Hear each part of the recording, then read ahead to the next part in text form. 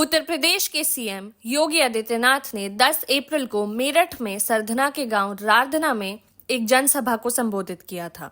वे क्षत्रिय समाज में मुजफ्फरनगर लोकसभा सीट से प्रत्याशी और केंद्रीय मंत्री डॉक्टर संजीव बालियान के खिलाफ उपजे राजपूत विरोध को शांत करने आए थे। इस जनसभा में जहां उनके एक तरफ डॉक्टर संजीव बालियान बैठे थे, वहीं दूसरी तरफ सरधना के पूर्व विधायक संगीत सोम बैठे नजर आए थे।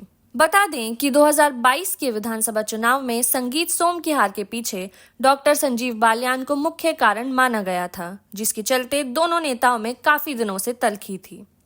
बताया जाता है कि पिछले दिनों प्रधानमंत्री नरेंद्र मोदी की मेरठ में हुई जनसभा के बाद उत्तर प्रदेश के मुख्यमंत्री योगी आदित्यनाथ ने कोशिश की थी कि संगीत सोम और डॉक्टर संजीव बालियान के बीच के विवाद को शांत कर दोनों को एक साथ चुनाव मैदान में जुटा दिया जाए।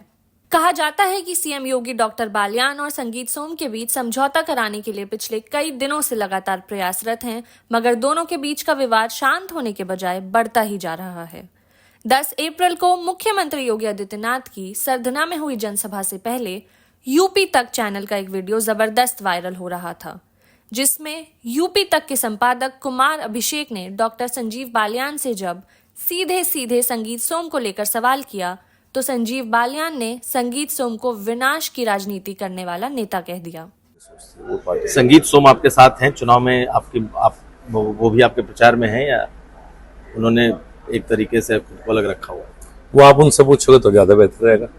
इसका नुकसान है कोई? वो चुनाव के बाद आकलन होगा। लाखों वोट से चुनाव जीतेंगे, लाखों, कहीं आमने सामने खड़ा नहीं पाएगा। जिस समय के नेता वो दिन चले गए। अब विकास की राजनीति, विनाश की राजनीति नहीं। ये विनाश की राजनीति के युग के नेता हैं, हम विकास की राजनीति के युग के मोदी जी के समय के नेता है। दोनों में बड़ा अंतर है साहब, कहीं कोई सामने दिखाई नहीं देगा।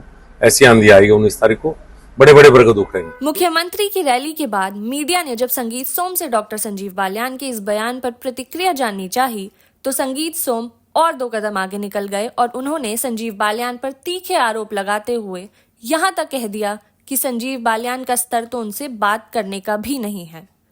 एबीपी न्यूज के वरिष्ठ पत्रकार सनोज शर्मा ने संगीत सोम से वार्ता की। सुनिए संगीत सोम ने क्या कहा। संजीव बालियान से आपका 36 का आंकड़ा, हर जगह यही चर्चा चलती है, क्या है उसके पीछे की वजह? नहीं, मेरा किसी से 36 का आंकड़ा नहीं है। मैं तो अपना काम करता हूँ, मैं विकास की राजनीति करता हूँ, विकास का काम करता हूँ। मैं किसी गुंडे को सहारा नहीं देता हूँ, मैं जातिवादी राजनीति नहीं करता हूँ और मैं अपने लोगों के साथ करता हूँ। संजीव बालियान का ये कहना है कि मैं तो विकास की राजनीति करता हूँ, आपके लिए कह रहे हैं कि वो तो विनाश की राजनीति करते हैं। अब ये तो उनसे पूछना पड़ेगा। गुंडे पालेंगे वो, लोगों के बीच 10 साल नहीं जाएंगे वो, लोगों से बदतमीजी करेंगे वो, लोगों को गाली देंगे वो, सबको रया बताएंगे वो, सबके साथ गुंडागर्दी करेंगे वो, कहेंगे 19 के बाद सबको देख लूंगा वो। तो ये तो उन्हें बताना पड़ेगा ना कि वो कितने विकास की राजनीति कर रहे हैं। हम विकास की राजनीति करते हैं और वो जिस तरीके से कर रहे हैं वो गलत है। हम लोग भारतीय जनता पार्टी के कार्यकर्ता हैं, कार्यकर्ता नहीं। बात करेंगे जिस तरीके से बात कही जा रही है, ठाकुर चौबीसी बीजेपी की जीत की कहानी लिखती है कि मुजफ्फरनगर में कौन जीतेगा। इस बार वही ठाकुर चौबीसी बेहद नाराज है। मुख्यमंत्री भी आए हैं, लेकिन उसके बाद भी देखा युवाओं से बात की हमने, उनका सीधा कहना था कि हम वोट नहीं देंगे संजीव बालियान को। आखिर बात यहाँ तक पहुँच गई कि मुख्यमंत्री के आने के बाद भी नाराजगी दूर नहीं होती। नहीं देखेंगे, मुझे लगता नहीं है। मैं देखूंगा, बात करूंगा, लोगों से बात करेंगे। हमारे लोग हैं, मेरी बात नहीं टालते, मैं बात कर लूंगा उनसे। लेकिन आप भी तो नाराज चल रहे हैं ना? नहीं, मैं बिल्कुल लेकिन संजीव बालियान जहाँ भी प्रचार करने आ रहे हैं, आप तो नजर नहीं आ रहे हैं। नहीं, मैं अलग प्रचार कर रहा हूँ, वो अलग करें, सभी एक जगह थोड़ी करेंगे प्रचार। लेकिन संजीव बालियान के प्रचार में जाएंगे? नहीं, संजीव बालियान का प्रचार मैं कभी नहीं करता। मैं तो भारतीय जनता पार्टी का प्रचार करता हूँ। नाराजगी है, वो नाराजगी दूर नहीं हुई है लगता है। किससे नाराजगी है? संजीव बालियान से। स्तर नहीं है संजीव बालियान का मेरे से बात करने का। आपको बता दें कि 7 अप्रैल को सहारनपुर के ननौता में राजपूत समाज ने एक महापंचायत की थी, जिसमें सरधना से शुरू हुई चिंगारी ज्वाला का रूप धारण करती चली गई। भारतीय जनता पार्टी को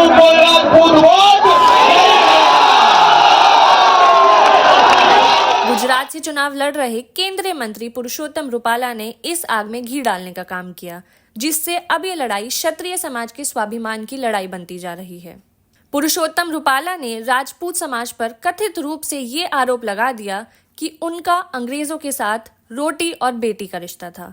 इस बात का विरोध करने क्षत्रिय समाज के लोग गुजरात गए तो वहां पुलिस ने उन्हें गिरफ्तार कर लिया और राजपूत समाज के नेता राज शेखावत की पगड़ी भी पुलिस से हाथापाई में गिर गई, जिसे राजपूत समाज के लोग अपने स्वाभिमान से जोड़कर देख रहे हैं। बता दें कि मुख्यमंत्री योगी आदित्यनाथ 14 अप्रैल को चरथावल क्षेत्र में आकर फिर राजपूत समाज की नाराजगी को दूर करने का प्रयास करेंगे। ये कितना सफल होगा, इसका पता तो 4 जून को परिणाम आने के बाद ही चलेगा। परिणाम के बाद ही साफ हो पाएगा कि क्या राजपूत समाज का ये विरोध केवल सोशल मीडिया तक सीमित है या मतदान में भी परिलक्षित होता है। अगर ये मतदान में परिलक्षित हुआ तो भारतीय जनता पार्टी के लिए चिंता का कारण जरूर बनेगा। साथ ही संजीव बालियान और संगीत सोम के बीच की तकरार भी धीरे धीरे और तीखी होती जा रही है, जो निश्चित रूप से भारतीय जनता पार्टी के लिए शुभ संकेत नहीं है।